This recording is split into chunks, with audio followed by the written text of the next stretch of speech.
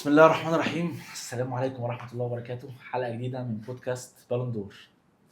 غيبنا طبعا بقالنا اسبوعين برضه مش بنصور كالعادة. احنا كل ما نقول هنلتزم ما بنلتزمش، فاحنا مش هنقول بقى حاجة ونبدأ الحلقة على طول كده. طبعا في اسبوع مأساوي بالنسبة لجماهير الاهلي والزمالك. ازيك يا عمر؟ ازيك يا اشرف؟ عامل ايه؟ الحمد لله، يلا كله اخبارك زي ايه؟ الفل، ماشي الحال الحمد لله. اخبار الزمالك ايه الفترة دي؟ بلاش، خلينا في الحلقة. يعني خلينا في الحلقة. ماشي. كمال بيه أبو أشرف. نجم النجوم، مساء الفل، عامل ايه؟ عامل ايه؟ كله تمام؟ مبسوط لا خالص؟ لا يعني ولا ما يفسد. ولا الاهلي ولا لا الريال مبسوط ولا ما الريال يفسدها تمام؟ الاهلي يصلحوا الريال. الاهلي خسر بيراميدز، طيب. الاهلي الريال صالحنا، مش مشكله خلاص بقى. تمام تمام. الحمد لله. طيب احنا طبعا موضوع الحلقه كنا هنتكلم طبعا فنيا عن ماتش الاهلي وبيراميدز وماتش الزمالك اكيد، بس بصراحه الاحداث المتعاقبه اللي حاصله واحداث كتيره متسارعه يعني. ريبيرو طبعا مشي بعد ما احنا تنبأنا.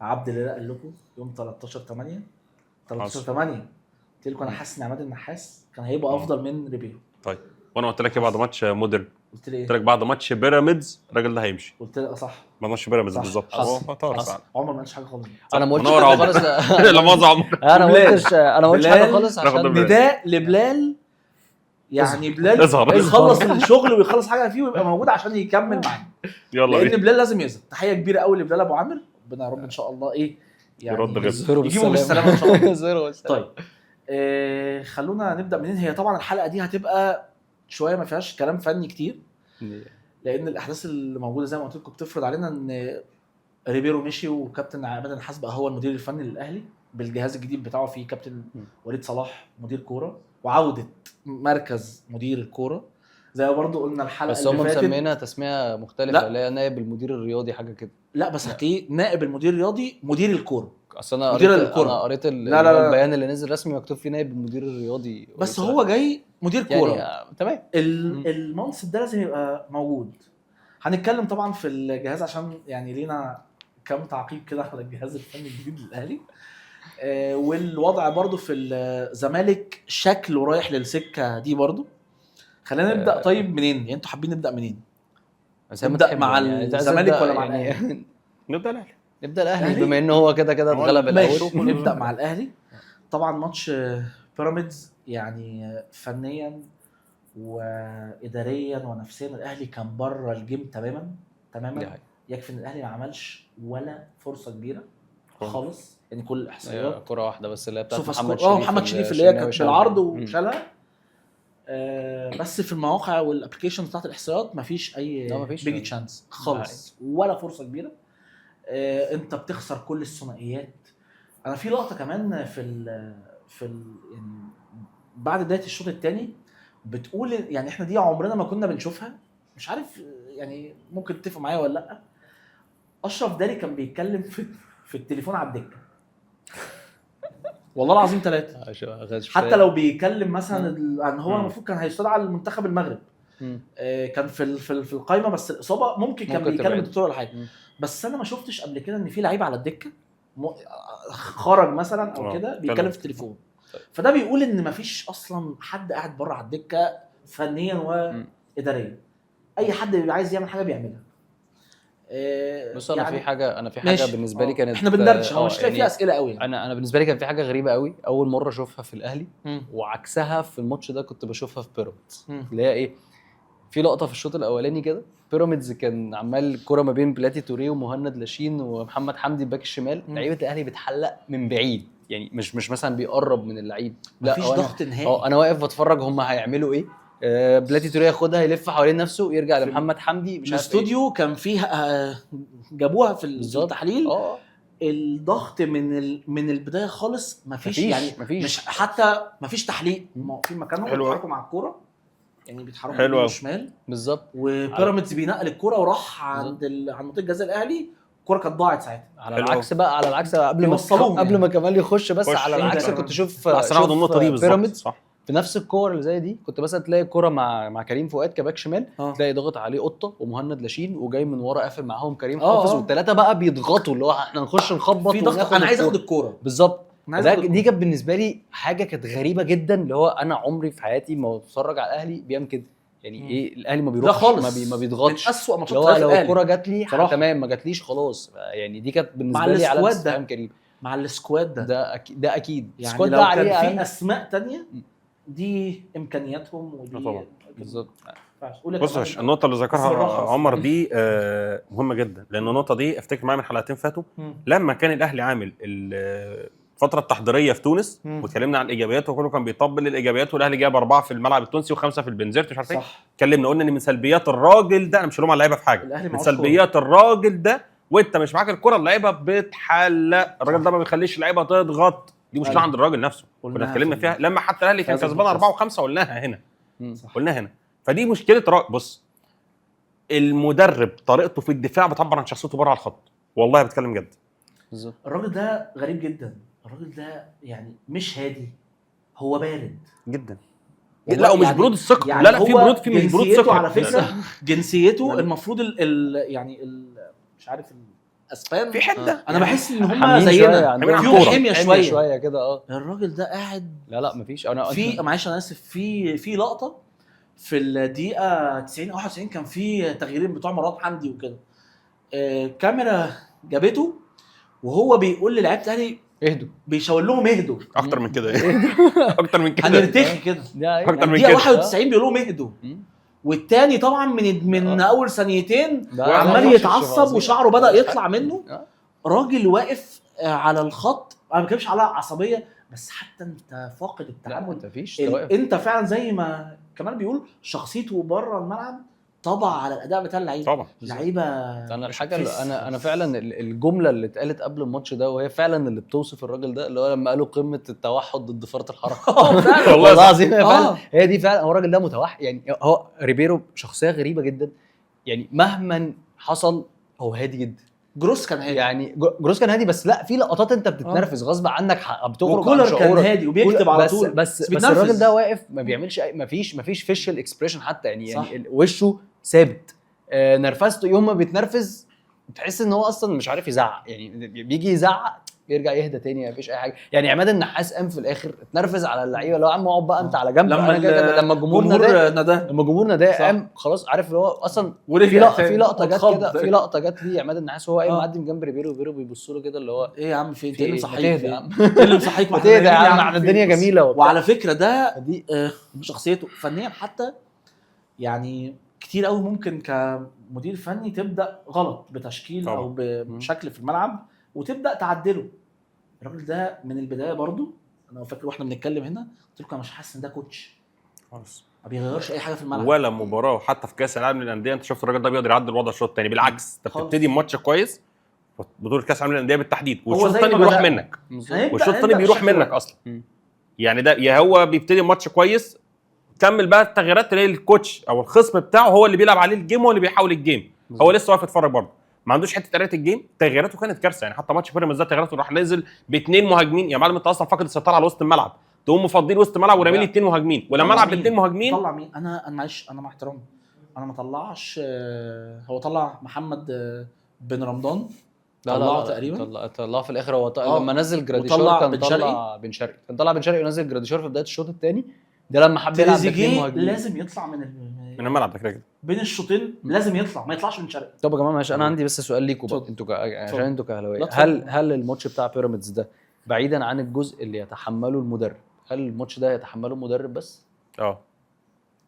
قصدك مدرب ولاعيبه؟ قصدي كان عايز تدخل نتكلم مدرب ولاعيبه. بقول لك ايه، مش ماتش بيراميدز طبعا الاثنين يعني خلينا نقول كده احنا من اول الدوري انت تتعادل مع مودرن سبورت 2-2، بعيدا عن مودرن سبورت فرقه كويسه قوي السنه دي يعني مجدي عبد العاطي عامل معاهم شغل حلو قوي، وواصل ان انت يعني انت غلبت بيراميدز، تعادلت مع الاهلي، اتغلبت من الزمالك بالعافيه، كسبت بعد كده يعني انت واصل دلوقتي انت في المركز الثالث بعد الزمالك بفرق الجوان، فانت عامل فرقه كويسه. بس سيبك من الحته دي، انت بدات الدوري قدام الاهلي مغلوب 1-0 ترجع 2-1، بعد كده انت الاهلي يتعادل، الماتش الثاني الاهلي مع فاركو ده انا بالنسبه لي مش اي فرقه هتلاعب فاركو السنه دي، فهو مع احترامي طبعا لفاركو بس فاركو السنه دي هو اضعف فريق في الدوري صح. فده مش ماتش. انت لعبت غزل المحله، علاء عبد العال لعب عليه الجيم، انا الراجل ده عايز ابقى اتكلم برضو عليه يعني اديله حقه في حاجه بس بعدين قدام. بعد كده في ماتش بيراميدز انت اتغلبت الاربع ماتشات، انت مفيش جمل واضحه للاهلي، مفيش اداء، مفيش شكل. بس انا برضو حاجه شايفها ومش عارف انتوا تتفقوا معايا فيها ولا لا، ان اللعيبه نفسها ما عندهاش روح.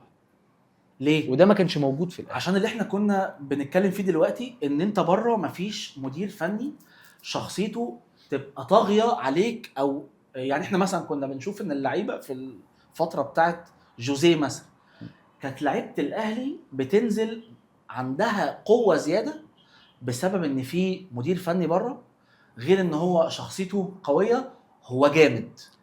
انا كلاعب عارف ان الراجل اللي قاعد بره ده مش راجل قاعد يهجص، انت مصدق في المدرب، مصدق فيه، ماشي انا ده جامد. حلو. حسام البدري كان نفس القصه رغم اختلافي ان هو موجود او مش موجود، بس كولر كان في البدايه كان نفس القصه. النهايات طبعا بقى فيها مشكله بقى لنا فتره مع المدربين، لكن الراجل اللي بره ده لا هو اسم كبير، فمثلا اللعيبه تبقى عامله حساب ان انا قاعد بره فلان الفلاني، زي ما كان مارادونا مثلا في الارجنتين. يعني ميسي اعظم لعيب في الكوكب، لما هيشوف بره مين قاعد هيشوف مارادونا. فاهمني؟ فاهم. فده مش متحقق ولا اسم ولا تكتيك ولا بيخوفني حتى يا جماعه. طيب ماشي، بس انا معاك واتفق معاك في الكلام. انا بتكلم على الجيل ده. طيب بس هل انت اللعيبه اللي في الملعب دي، الاسامي دي والناس اللي انت رايح جايبها والارقام دي مش عارفه تفوق نفسها، مش عارفه تعمل؟ يا عم خلاص انا المدرب، سوري في الكلمه اللي معايا، المدرب اللي بره ده حمار ما بيفهمش حاجه. انا مش هعرف اعمل حاجه؟ لا. انا مش هعرف اقف على رجلي؟ لا. ازاي؟ لا ليه كمان؟ ازاي؟ ما الاسامي دي انا دافع فيها فلوس. هقول لك انا جايب الناس دي ليه؟ انا هقول لك هم مش هيعرفوا يعملوا حاجه. انا هقول لك لا ليه. اصدق كلمه قالها كابتن النادي الاهلي حسام عاشور، اصدق كلمه قال لك شخصيه اللعيبه تنعكس من شخصيه المدرب. قولا واحدا، شخصيه اللعيبه تنعكس من شخصيه، واللي بيقول كده مين؟ حسام عاشور. يعني واحد كان بيلعب معاه ابو تريكه ولعب مع وائل جمعه وسيد معوض واحمد فتحي اساطير اساطير، لانه لما قال لك ايه، لا اتكلم على اللعيبه لكن ما اتكلمش على شخصيه اللعيبه هم، لا اتكلم على شخصيه مين؟ المدرب. طيب انا هديك مثلا ال11 لعيب بتاع برشلونه اللي لعبوا السنه اللي فاتت هم نفس ال11 اللي كانوا مع تشافي السنه قبل اللي فاتت، صح؟ نفس ال11 دول خرجوا بالمنتدى من باريس سان جيرمان من نص من ربع نهائي الابطال، خسروا 4 من جيرونا، وخسروا 4 مرات من ريال مدريد ومنهم نتيجه بالاربعه، وخسروا من اشبيليا، وخسروا من بلباو، وخسروا بارقام فضايح. وهم ال11 دول لو برشلونه وصل للدقيقه 70 من غير ما يجيب جون، جماهير برشلونه الله خلاص احنا كده هناخد البونت وراحوا مننا بونتين. ولو جه في برشلونه جون مفيش حاجه اسمها ريمونتادا. نفس ال11 مع هانز فليك اتحولوا لكلاب حراسه في الملعب. كميه الضغط الشرس اللي بيتطبق والاهداف اللي بتتسجل والمتعه، وبرشلونه يجيب جول، لا ده خد عندك الثاني والثالث والرابع والخامس، ولو راجل من ظهر الراجل سجل في برشلونه جونين هيترد عليك 5. هم 11 لعيب، ما هي بس مع مدرب، ما هي يبقى شخصيه الوضع الحاصل ده مهما كان اسمك ان الاهلي بيكسب من غير مدرب. ما فيش الجمله دي، واكتر جمله بدخل فيها خناقه دايما على الفيسبوك يقول لك اصل المدرب ده الاهلي اللي عامله. حبيبي مفيش حاجه اسمها الاهلي يعمل مدرب. الاهلي بيضيف للسيفيل بتاع المدرب او بيديك البيئه الخصبه ان انت تنجح، لكن معاك احسن لعيبه وكل سبل الراحه. ودي جزئيه كان اتكلم فيها نص عمر قبل كده لما اتكلم فيها مع اسامه ابو علي، قال لك اي لعيب تاني ممكن يجي ما كانش ينجح، لكن هو اللاعب جه فنجح. هو برضه الاهلي المدرب جه فلقى بيها كويسه فاشتغل فنجح. بالظبط. فتقول لي اللعيبه دي تقول لي اللعيبه دي اقول لك جامدين، لكن من غير مدرب وحياتك ولا يسوى وشخصيه المدرب باينه على اللعيبه هي في الملعب، صح، باينه، مش محتاجه اتكلم معاك واقول لك ما تلومش، اوعى تلوم على اللعيب طالما انا بدخل اوضه اللبس والجيل ده بالذات، والجيل ده بالذات طبعا بدخل اوضه اللبس مفيش مدرب ما شاء الله ربنا يكرمه، بس العقود اللي بنشوفها خياليه على فكره. والله ده بره ما بياخدوش كلام يعني. ان ليه اللعيبه دلوقتي ما بقتش تفضل انها تحترف بره، عشان هو بياخد هنا، لان هو اصلا هنا ممكن ياخد فلوس قد اللي ممكن ياخدها في الخليج. هو كده بياخد فلوس هنا في مصر يهددك ان انا هطلع للخليج، انه سهل لو خد حتى $500,000 بالظبط. يعني بس كام 25 مليون جنيه رقم بالظبط. لا وهنا واخد وضع وبرستيج بقى والتصوير والفنان راح والفنان جه واللعيب عمل واللعيب سوى. رامي ربيعه بياخد كام تقريبا في بس عشان احنا بنتشتم من جمهور العيال لحد دلوقتي والله، احنا جمهور بنتشتم من جمهور العيال لحد دلوقتي على الصفقه دي. بعتنا لهم جوهره والله جوهره. طيب خلينا بس يعني برضو نتكلم في حاجه تانية قبل ما نقفل الاهلي، ان هو الاهلي والزمالك يعني رايحين على بعض. انا سؤالي، بنسمع دايما اسامي مدربين، انا بكره الفتره بتاعت الاهلي بيدور فيها على مدرب دي والله بجد فتره سيئه جدا يعني بتلاقي كل 10 دقائق اسم بيطلع وحصريا لغايه ما وصلنا ان في مكالمه مع جوزيه مورينيو. فدايما بتلاقي اسامي المدربين ضربوا الاهلي قبل كده ومدربين جداد موسيماني انا ما بسمعش ليه اسمه، معلش انا عاشق بيتسو موسيماني. لا لانه راجل نجح. عايز افهم الفكره. اقول لك انا الفكره ان ليه مثلا بيتقال حسام البدري وبيتقال فايلر وفي ناس قالت كولر يرجع تاني، ويقال ان حصل كلام تاني ان ممكن يرجع بس مش عارف مدى صحته يعني. من هو كولر. اقول لك السبب مش عارف ازاي، انا هقول لك ازاي بس هقول لك. بس انا قصدي انه دايما بيتقال اسامي ناس قبل كده في اللي حقق نجاحات وفي اللي ما حققش. الراجل ده ما مشيش اصلا بمشكله مثلا ولا فضيحه، هو كانت فتره سيئه نتائج امشي انا كبش فدا، عايز كبش فدا يلا. يقال انه هو اللي طلب انا خلاص الضغط مش قادر اتحمله ومشي. بس ده راجل محقق لك 2 دوري ابطال ورجع لك دوري الابطال بعد 8 سنين ولا 7 سنين وخلاك متسيد القاره، متسيد القاره دي حقيقة. واحنا كنا بنخش ماتشات افريقيا اتخن تخين في القاره هنغلبه. يا راجل انا قبل موسيماني ما كنتش بتغدى، كان يبقى ماتش الساعه 3 العصر ما كنتش بتغدى اصلا عشان عارف ان في بلاوي هتحصل. كان عنده مشكله هنا في مصر، ما كانش عارف الدوري بيتلعب ازاي او كان عنده مشكله. ما حصلش خلينا نقول ان ده حصل. لا ما عنديش اصلا، مش هندلس، ما عندوش مشكله. دي انا هقول لك حمله اعلاميه قذره اتعملت على الراجل ده من ناس معينه في الاعلام ومعروفين باسمهم ومعروف ان الهجاص معروف الهجاص ده اولهم اتعمل عليه حمله عشان الراجل ده يطير. الراجل ده ما فيش كلام انه ما بيعرفش. كابتن محسن صالح كان في حلقه من يومين بيقول موسيماني فرز رابع وخامس ومفروض يعني محقق يعني. والجمله بتاعت ان هو بيكسب بطولات بس انا عايز اعرف اللي بيقول الجمله دي عدى على مخه عايز ايه؟ هو عايز ايه؟ ما يكسب بطولات. احنا جايبين نكسب عشان نكسب بطولات. انا جايبه يعمل ايه؟ هل احنا خلاص السكسي فوتبول مقطعه بعضها؟ مين جه عمل يعني عندنا في مصر؟ مفيش يعني الراجل ده من وجهه نظري اتعرض لاكبر حمله فيها عنصريه انا ما شفتش ده في حياتي. بالظبط. يعني انا ما بتكلمش ان هو مدرب جامد ولا لا، حلو تمام، بس انا بتكلم ان الراجل ده حقق معاك نجاحات كبيره وبيتقال ان في مدربين مسكوا الاهلي قبل كده في الحق زيه زي كولر وفي اللي ما حققش تمام، بيتردد اسمه الا ده. ليه يا راجل؟ هو بشهاده اللعيبه اللي اتضربوا تحت يقول لك الراجل ده مدرب جامد ومدرب كان حتى في العلاقات الشخصيه مع اللعيبه كلها كانت بتحب الراجل ده. تفسير للموضوع؟ انا بصراحه ما عنديش تفسير على بيتسو موسيماني. يعني انا بالنسبه لي هو مدرب من المدربين الناجحين. انا ما اعرفش وفكره ونجاحه يعني اقول لك على حاجه، في مدربين ده اسمه ده ما ينفعش. في مدربين بيجوا الاهلي وبينجحوا لما بيطلعوا بره ما بيحصلش حاجه. يعني واحد طبعا زي مانويل جوزيه محدش يقدر يقول ان هو مدرب وحش، بس الراجل ده راح انجولا ما عملش حاجه، وايران بعد كده راح السعوديه مع اتحاد جده ما حققش حاجه. عكس ده بيتسو موسيماني لما راح مسك اهلي جده وهو في دوري الدرجه الثانيه طلع بيهم الدوري الممتاز. جاي لك واخد دوري ابطال افريقيا.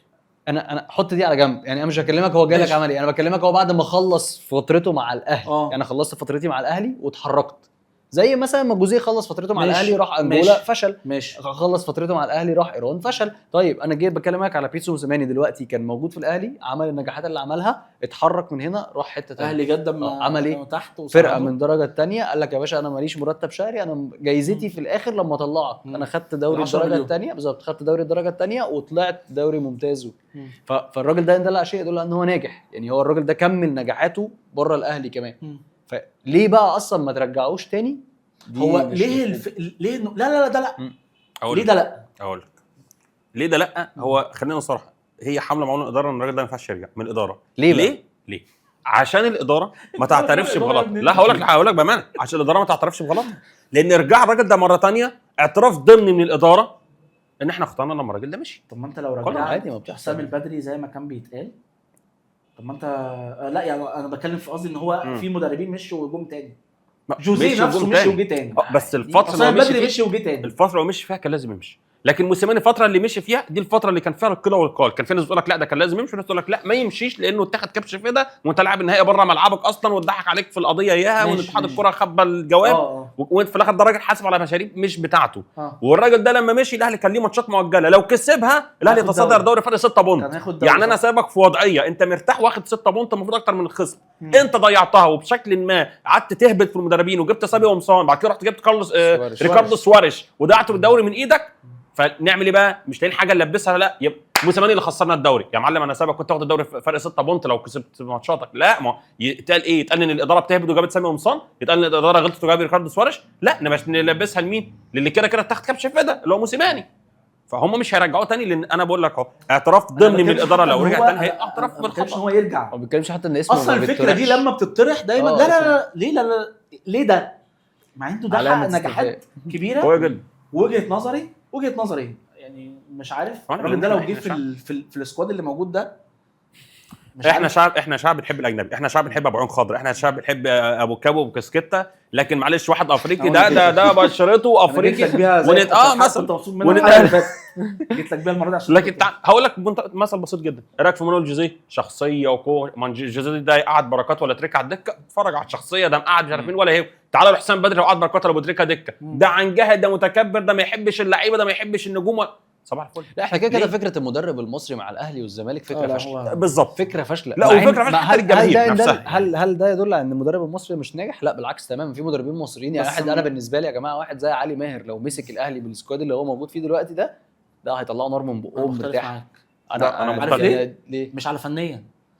مفيش مدير فني مصري عنده الشخصيه اللي تقدر تمسك محمد ضغوط الاهلي زائد الجيل اللي موجود ده. هو واحد وفرقه الاهلي دي هقول لك على حاجه، انت عندك زيزو وعندك تريزيجيه وبن شرقي وبن رمضان وامام عاشور ودي اكلك في نص ملعب بس. حلو. انت اقصى عدد ممكن تلعب بيه في دول كلهم كام؟ 4 مثلا او 5 لو انت هتبقى 3-5-2 مثلا. حلو. مين الاسم اللي لما هتقعده غير ديانج اللي دايما بيجوا عليه اللي ممكن يقعد وما يعملكش مشكله؟ ما فيش غير واحد بس. ولا واحد. لا واحد بس هو اللي مصري ويقدر يدير مدرب. قصدك انت مدرب مين؟ لا انا بتكلم لعيبه لما هيقعد على الدكه مش هعمل لك يا جماعه. ما ده اللي حصل على بيرما اول ماتش لما قعد بن شرقي حصلت المشكله. اما عامل الماتش اللي فات الماتش اللي بعده اما لاعب لك تريزيجيه وبن شرقي وزيزو ورمى الثلاثه بقى. شوفوا انتوا عايزين تعملوا ايه في الملعب. انت عشان كده بقول لك انت محتاج مدرب ماشي مدير فني. طيب. اولا اسم تقيل جدا. انا معاك. اللعيبه تبقى متقبله منه ان ده يقعدها. طيب اشرف بس اقول لك على حاجه برضو. انت اللعيبه اللي انت جايبها دي هي لعيبه تقيله قوي لدرجه انها مش ما حدش فيهم هيتقبل انه يقعد دكه. انا بقول لك عشان كده الاهلي محتاج حتى لو جه مدير فني قوي. انا وجهه نظري اجنبي كبير. انت لو جه مدير فني اجنبي كبير قوي وقعد الناس دي دكه انا فاهم الناس هتقعد ومش هتعرف تفتح بقها بس هيبقى في نفسيتهم حاجه. انت بن شرقي طبيعي مفيش انت واحد زي بن شرقي معلش. انت راجل رايح جايب لعيب محترف ليه؟ عشان بيقدم لك الفرق صح احسن من المصري المفروض يعني احسن من بالظبط بنقطه احسن من المصري. طيب انت بقى دلوقتي جايب مين المصري اللي قدامه؟ تريزيجيه. انت جايب احسن واحد مصري بيلعب في الحته دي. المشكله عند الاداره. فانت جايب واحد الاهلي يعني انت الاهلي عامله زي اللي بوظوا طبخه على قرش ملح. جايب لعيبه وجايب سكواد وجايب لكن بتيجي مدير فني ما يعرفش يعمل حاجه مع السكواد. طب ليه؟ عشان الجمله اللي طلعت السنين اللي فاتت مدير فني مشروع. الجمله دي لازم تتلغي. نفس اللي حاصل في الزمالك دلوقتي برضو مع يانيك فريرا. انا جمله مدرب مشروع دي اونطه دي جمله بتتباع والله العظيم من ضمن المصطلحات. بس اقول لك على حاجه هي اقول لك على حاجه معلش اشرف انا بس عشان يعني انا مختلف مع هي الجمله دي اونطه عندنا في مصر. ايوه بس عندنا في مصر هي اونطه ليه؟ اصل اقول لك حاجه. انت المشروع ده مثلا شوف برايتون مثال. احنا عندنا دلوقتي ما هو يعني ايه مدرب مشروع؟ يعني بيجي بخطه معينه لمده 5 سنين مثلا انا في السنه الاولى هعمل كذا وكذا وفي ناشئين هتطلع ومش عارف. هو المشروع مش بيبقى بس على المدرب مش هي بتبقى المنظومه كلها كامله. المدير الرياضي والمدير التنفيذي عندنا في لا طبعا مش موجود. هل احنا عندنا قاعده ناشئين؟ انا فاكر السنه اللي فاتت الماتش الاهلي والزمالك 20 سنه تقريبا كانت زايع على كميه تشليت طيب. في عارف دي الفرقه اللي هي خلاص هتطلع داخله على الفرقه. عارف ده سببها ده بسببه عندنا احنا ما بنديش فرص. احنا مش ما بنصبرش. احنا كجماهير سواء اهلي او زمالك احنا ما بنصبرش. يعني اقول لك حاجه فكره مشروع جون ادوارد او يعني خلينا نتكلم عليها في وقت الزمالك بس هي فكره مع بعض هو كله يخش المشروع دلوقتي فكره مشروع جون ادوارد مدير رياضي بكونسيكونس معين بمشروع. هو ده المشروع اللي هو بالمعنى المشروعي اللي هو انا جايب مدير رياضي هيبني الفرقه بصوره معينه هجيب لعيبه بصوره معينه هجيب مدرب معين عشان يقود المشروع. هل دلوقتي احنا في اول السيزون كلنا كزملكاويه واحنا حتى اتكلمنا هنا هل احنا كنا متوقعين ان الزمالك هيبقى بينافس وبيعمل بتاع؟ احنا ما كناش عارفين اي حاجه عنه. طيب الزمالك دلوقتي قال لك ايه احنا خلاص ده احنا عندنا فرصه ان احنا نتصدر وبتاع مش عارف ايه. كراجل زملكاوي انا فاكر انا وانت اتكلمنا قبل الماتش بنص ساعه قبل الماتش بنص ساعه قلت له انا متاكد ان احنا هنتغلب النهارده. في سيناريو هيحصل يقول لي لا يا عم انتوا كده هتكسبوا وبتاع. والله خلص عمر خلص وهدخل معاه وراك. ففكره حته المشروع هنا هل احنا جمهور الزمالك لو هو انا كراجل من اول السيزون عارف ان انا مش هدخل انافس كسكواد اهلي وكسكواد بيراميدز قدامي مهما كانت اللعيبه اللي انا جايبها انا مش هينفع اناطح. ماشي ممكن اعمل حاجه مفاجاه واناطح فدي مفاجاه بس انا عندي مشروع هعمله. هل بقى جمهور الزمالك انا بتكلم عليا كزملكاوي على جمهور الزمالك. كنا اتكلمنا فيها دي لما قلت لك حد من المسؤولين يطلع يقول لهم يا جماعه سيبوا الراجل ده بالظبط، والسنه الجايه احنا مش هننافس بالظبط. هل هو ما فيش حد من الاداره هيقدر يطلع يقول كده؟ وهل جمهور الزمالك هيصبر عليك انك انت ما تعملش كده؟ طيب يبقى كده عمر ما فكره مشروع في مصر هتنجح. ما هو ده اللي انا قصدي عليه، ان انت عمرك ده ما هتلاقيه هنا بالظبط. لا هقول لك على حاجه، قول يا ما تلاقيش في الاهلي يعني مشروع في اهلي تفشل، لان الاهلي ممكن يقعد سنتين من غير دوري. متفقين؟ بس متفقين. فمشروع في الاهلي مش هتنفع، والاهلي كمان عنده قوه شرائيه عاليه، فاللي انت عايزه هتلاقيه. صح، فانت مش ما عندكش حاجه انك تفشل. صح. لكن الزمالك تنفع فيه فكره المشروع، بل بالعكس دي لازم فيه فكره المشروع، لان في حاجه الزمالك عمال يرجع لورا. الزمالك بعد ما كان دايما اول او ثاني او خلينا نقول حته سيكونت الثاني، لا ما بقاش الزمالك ما بقاش يلعب افريقيا دلوقتي لان بيراميدز خد مكانه. فانت عمال تنزل، دلوقتي بقيت ثالث بقيت رابع، السنه اللي فاتت كنت بتعافر عشان تدخل تلعب كونفدراليه. صح. فالاول الزمالك عمال ينزل. صح. وان الزمالك يقعد 5 6 سنين من غير دوري هي صعبه، لكن من اول 2000 بقت عادي، من اول 2000 خلينا صراحه بقت عادي. يعني خلينا فالزمالك واقع انها مقبوله، مش عايز الزمالك تنجح. والراجل اللي ماسك دلوقتي هو جاي بانه جاي موعود بفكره المشروع، يبقى ما ينفعش نخلف في وعودي معاه كمجلس اداره.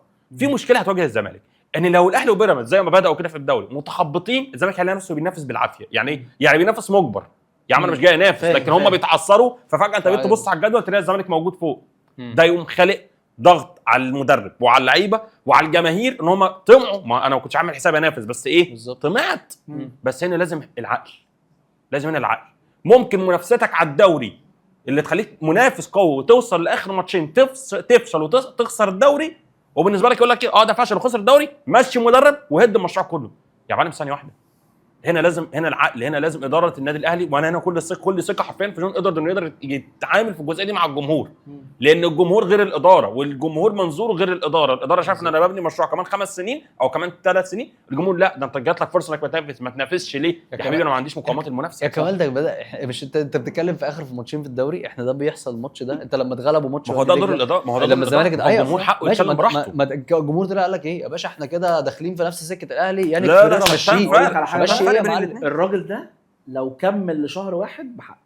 مين يعني كفيرا؟ تبقى مصيبه حل في الزمالك، لان الزمالك عنده والزمالك حاجه، الزمالك عنده لان في حاجه. انا راهنك لان جون ادوارد بقول لك ايه، ما بيسمعش، قطع ودني ليترلي قطع ودني. الزمالك يعني عنده انا بقول لك، والاداره مش هتتدخل في حاجه لو الجماهير مهما انضغطت عليه. هو يا باشا الاداره مالهاش دعوه. يعني جون ادوارد بتاعه انا بقول لك اهو، جون ادوارد لو هو كمل لشهر واحد حلو، والزمالك مثلا ثالث او رابع على حسب يعني السيزون المصري طالع كويس جدا، وفي كذا فرقه، هل الراجل ده هيكمل السنه الجايه عشان يكمل المشروع بتاعه؟ بص لو كمل ليناير انا كده متاكد انه هيكمل ليناير، دي ما فيهاش نقاش. اللي هو التوقف بتاع كاس الافريقيه ده هو هيكمل له. ماشي. ولو كمل له فعلا فهو هيكمل معانا السيزون مهما كانت النتائج.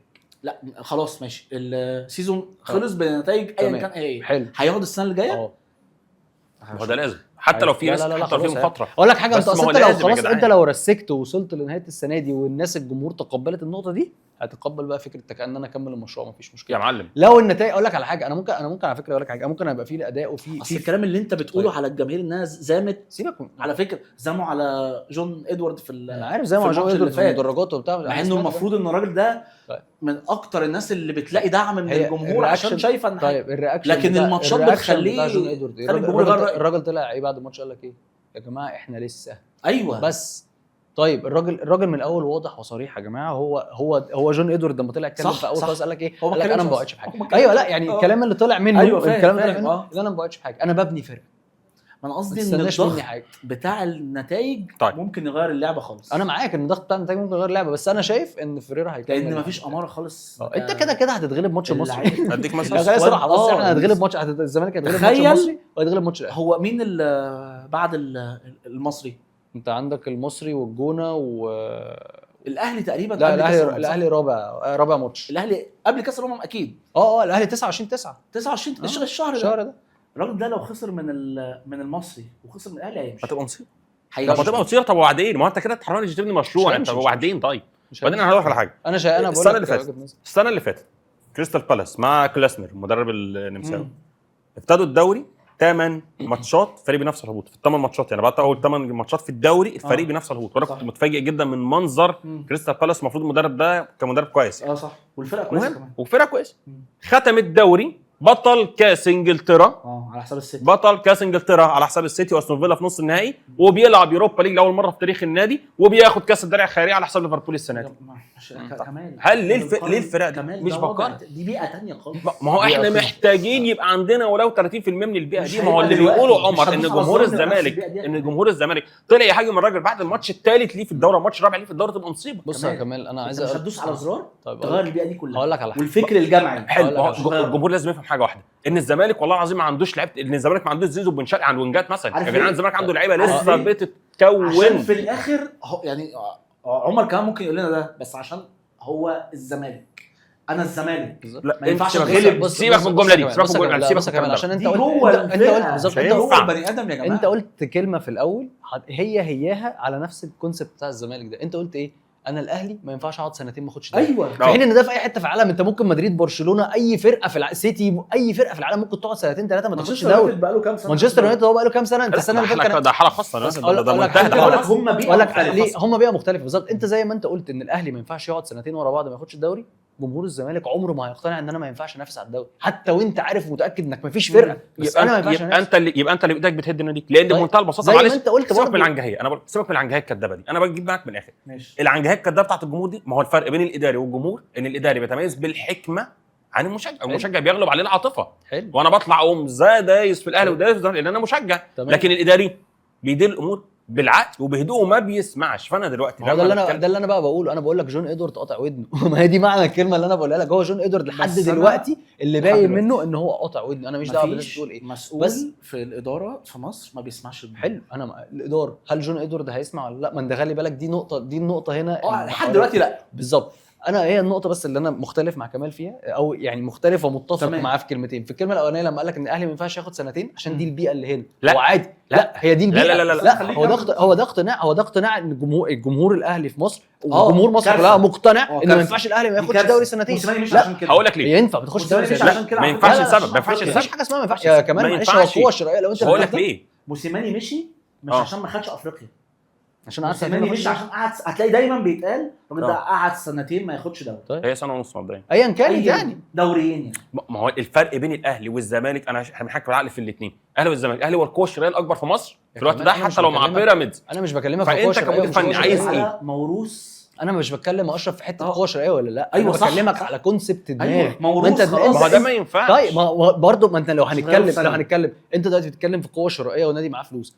على سبيل المثال اللي اشرف لسه قايله مانشستر يونايتد مش معاه فلوس، معاه فلوس بالعبيط ما بياخدش حاجه. ليه بقى؟ بيصرف غلط. بس سيبك. طيب ماشي، انا بقى الاهلي معاه فلوس وممكن ما ياخدش الدوري يا جماعه. طب ما بيراميدز معاه فلوس بالهبل وما بياخدش الدوري. مشكله. طب الزمالك، هو الزمالك معهوش فلوس.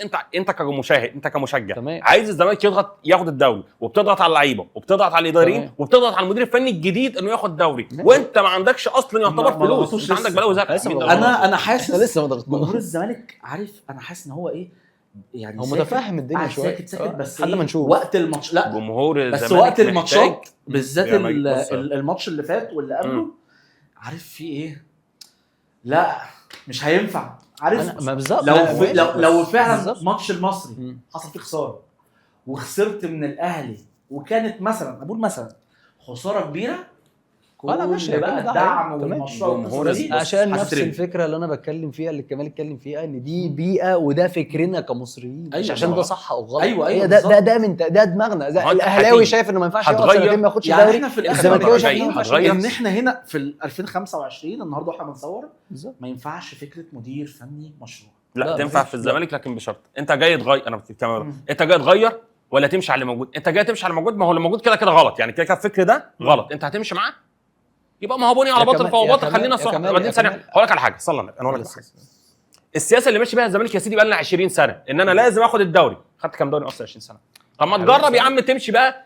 خليك تجرب. مش انا بقول لك هل انت كاهلاوي هتقتنع انك تقعد سنتين ما تاخدش دوري؟ لا طبعا. لو الاهلي باثبت الزمالك من ديون وان مفيش فلوس وان كواليتي اللعيبه بيني وبين المنافس بتاعه بيراميدز او الزمالك والله فرق بعيد غصب. والله ده كلام وانت قاعد دلوقتي. لا احنا هنا دورنا ان احنا نعكس الصوره للجمهور. الجمهور حقه يختار، لكن انت بتقول له الصح. انت بتقول للجمهور الصح. هو حب يقتنع كان بها، ما حبش يقتنع هو حر. لكن انت ما ينفعش تكذب عليه. السنتين اللي الزمالك خد فيهم الدوري ورا بعض قول لي كده، سيبك من يعني مش هتكلم على السوشيال ميديا بس، رغم ان انا ضد فكره ان ايه حي الجمهور السوشيال ميديا، لان هو الجمهور دلوقتي بقى السوشيال ميديا كله 3/4 السوشيال ميديا، ما بتخافش من المدرجات اكتر ما بتخاف من السوشيال ميديا. وهو اصلا احنا، ما هو احنا اللي الناس بتروح المدرجات هي السوشيال ميديا. ماشي. قول لي كده الشكل العام بتاع السوشيال ميديا الاهلي وجمهور الاهلي عموما كان عامل ازاي؟ كان المعبد كله هيتهد. ليه بقى؟ احنا في كارثه. هقول لك ليه. احنا في ازمه. ما انت في كارثه ليه؟ لان حضرتك ما انتش تاخد الدوري، ماس على كلامك سنتين، في نفس السنتين دول انت بتلعب كاس عالم انديه، في نفس السنتين دول انت بتاخد دوري ابطال افريقيا، فانت كجمهور هو في ايه في الدوري؟ ما انا واخد افريقيا. لكن لما اوصل لمرحله ان انا كنادي عندي ازمه ماديه، عندي ديون، عندي مرتبات لعيبه مش عارف اسددها، عندي كواليتي بقى بعيد قوي بيني وبين انديه ثانيه لدرجه ان انا ما بقتش العب افريقيا، بقيت بلعب كونفدراليه. ده ايه بقى؟ ده موروث كل نادي. النادي ده احنا 1907 وهم 1911. الاهلي دلوقتي لما في بطوله بتجلي منه خصوصا الدوري او افريقيا بعديها في تغيير. الزمالك هقول لك بس، الزمالك الفتره الاخيره على الاقل ادخل كونفدراليه كده انا ايه مرضي شويه. حلو. لا اسمعني يعني بس، اسمعني بس هقول كل نادي حسب الموروث بتاعه في السنين اللي فاتت دي كلها. عشان كده انت الاهلي كان بياخد خد مع موسيماني افريقيا خسر دوري، وخد 3 عالم انديه بس خسر دوري. اتقال ايه؟ موسيماني مشي عشان خسر 2 دوري. ماشي. ليه؟ لان ما ينفعش الاهلي يقعد سنتين ورا بعض الزمالك ياخد منه الدوري.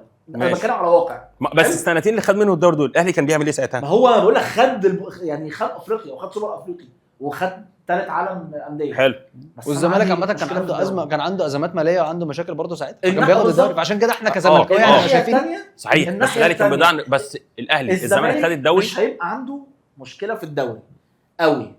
بس انا لو يعني تخيل مثلا الزمالك السيزون ده مثلا ما خدش الدوري وما كانش في المراكز اللي هي مؤهله للافريقيا، هتلاقي في نقطه فاصله، في كارثه بالظبط.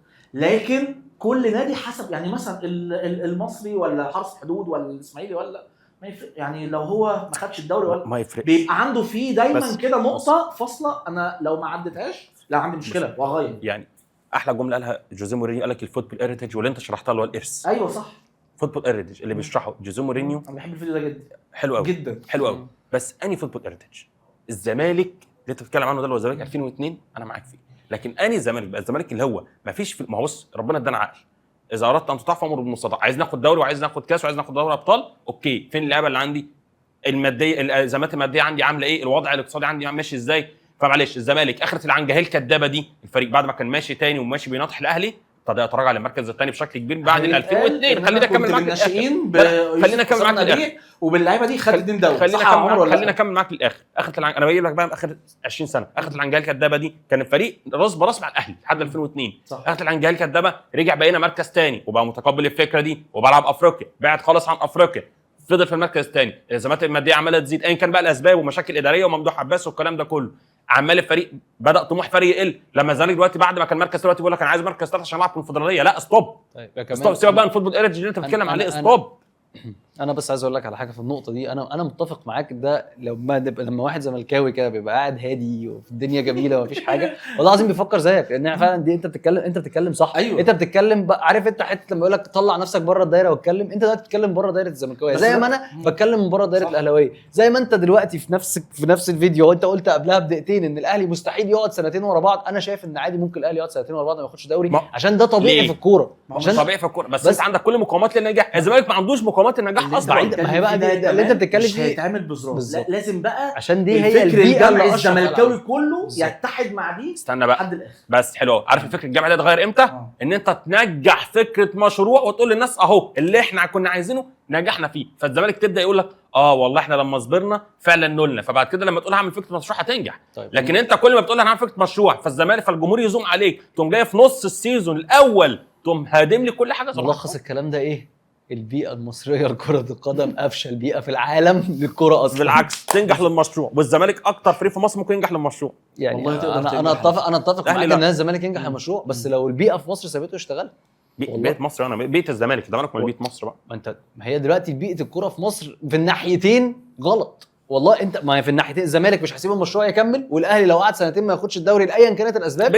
انت بتعمل مشروع شعب ان انا مش دعوه بالاهلي، انا بكلمك في فكرنا في فكرك كجمهور. انت كجمهور الاهلي عمرك ما هتتقبل انك تقعد سنتين، في حين ان ده ممكن وارد يحصل في العالم عادي. انت كجمهور الزمالك مش هتقبل انك تستنى تشوف نتيجه المشروع، مع انك انت عارف ان انت عندك مشاكل وعندك حاجات، فمش كل الناس هتتقبل فكره المشروع وان انا لا ازاي ما نافسش وازاي ما اعملش ازاي. يا عم احنا في اول الدوري زي ما كنت بكلمك، احنا كلنا كزملكاويه كان اقصى طموحنا ان احنا نخلص ثالث رابع. يا باشا احنا ما نعرفش الفرقه، ما نعرفش الراجل اللي جاي جديد، مش عارفين الدنيا هتعمل ازاي، المهم نلعب كونفدراليه يا عم ونكسبها السنه دي وخلاص. فانت لما نزلت اول بين الاداره وبين الجمهور ماشي، ما هو ده الفرق. خلاص ماشي، انت مالك؟ انا دلوقتي ما بكلمكش على ادارات، انا بكلمك احنا بنتكلم من منظور الجمهور. انت من منظور الجمهور الاهلاوي ما ينفعش اتكلم بمنظور الجمهور لان الجمهور بيحكم بالعاطفه. طيب ما انت حكمت بالعاطفه ان ما ينفعش الاهلي يقعد سنتين ما ياخدش دوري، ما دي بالعاطفه. لا بالاداره لا بالاداره بالعالم ما ينفعش. السبب ان انت عندك كل المقومات، ليه ما تاخدش دوري؟ عندك المقومات. انا ليه بقول لك الزمالك عادي ما ياخدش دوري سنتين؟ لان الفريق عنده مشاكل ماديه وما عندوش كواليتي لعيبه. انت لو هتتكلم على نضرب بعض، انت لو هتتكلم على المقومات يا كمال، فانت معلش انت عندك المقومات وعندك الفلوس، بس انت بنيت فرقتك غلط. انت فين دفاع الاهلي يا معلم؟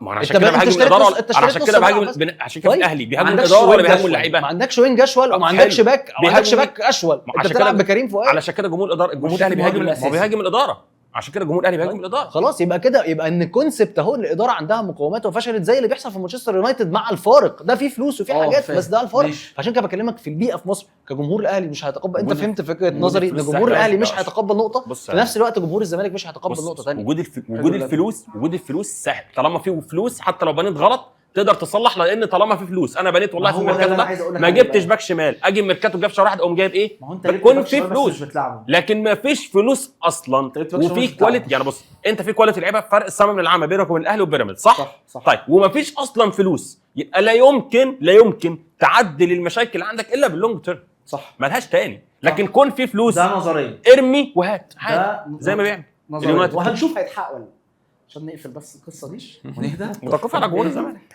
نشرب حاجه طيب احنا في ماتش للمنتخب يا عم.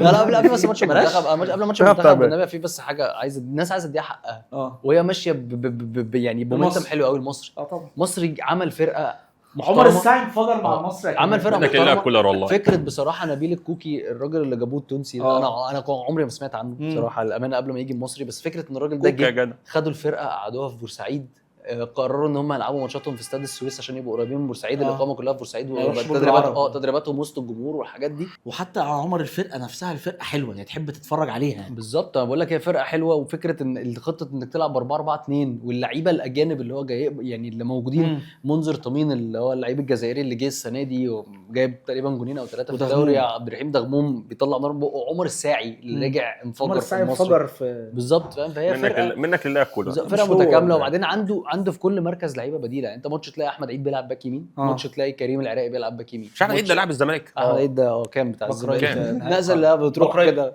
الناس اللي بتروح دي. صلاح محسن عامه برضه عامل اداء حلو قوي معاه مع يعني. فهو نبيل الكوكي فكره ان هو خد الفرقه وقفل عليها وراح البورسعيد استمراريه بس والله. ايوه بالظبط، دي الفكره انك انت يبقى في الدوري تنافس، يبقى في كذا فرقه بتلعب اداء حلو، مفيش مشكله ان ده يكسب ده وده يكسب ده، المهم انك تلاقي في الاول في الدوري اللي فكر حلو عشان كده اخر 7 انت قاعد لحد اخر ماتش انت مش عارف يعني بيراميدز لو كسب سيراميكا والاهلي حصل اي حاجه قدام فاركو وبيراميدز خد الدوري، هي دي حلاوتها. فايه المشكله ان يبقى في فرقه واثنين وثلاثه؟ دي ما فيهاش مش عيب ولا حرام ولا اي حاجه. فده نفسي بصراحه ان احنا نوصل للدوري المصري للحته دي، نتمنى يعني ان شاء الله.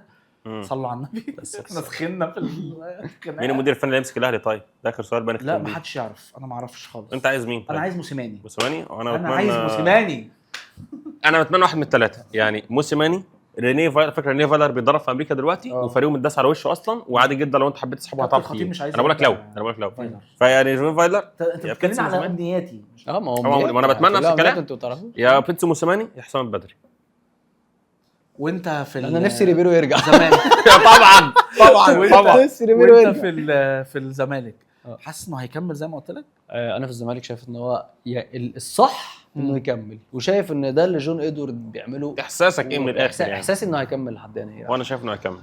طيب كمل يعني السيزون كمان، مش خلينا نشوف هيحصل ايه ان شاء الله. احنا بتاعت التوقف الدولي دي ربنا يكرم المنتخب طبعا. كنا عايزين نتكلم فنيا والله عن المنتخب بس الحلقه جريت مننا بس خلاص المفروض نكسب يعني. احنا ما كسبناش اثيوبيا، هنتكلم فن على اثيوبيا، هنتكلم فن على اثيوبيا، مصيبه يعني، دي مصيبه. الكاس العالم اللي جاي 48 فرقه واحد من التصفيات دي اسهل تصفيات يعني، المفروض نكسب مرتاحين يعني. فكل التوفيق للمنتخب ان شاء الله، وربنا يكرم الاهلي والزمالك والفرق كلها ان شاء الله باذن الله. ونشوفكم ان شاء الله باذن الله في حلقه جديده من بودكاست بالون دور.